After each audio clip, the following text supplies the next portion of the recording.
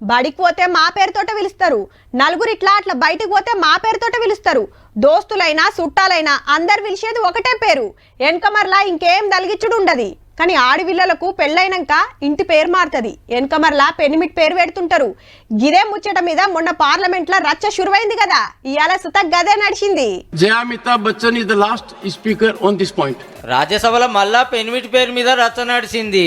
నా పేరెనక మరలా నా భర్త పేరు పెట్టొద్దంటే మళ్ళా గట్లనే ఎందుకు పిలుస్తారని చైర్మన్ సార్ మీద గరం అయింది జయా madam.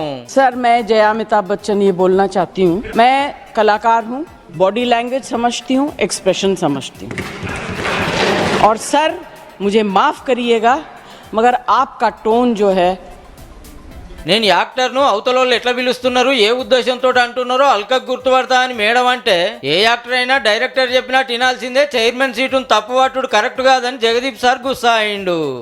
You know, an actor is subject to the director. You have not seen what I see from here. గిట్లనే వరకు ప్రతిపక్షాలు ఇంకింత లడాయి చేసినాయి. You may be a celebrity. You have to understand the decorum.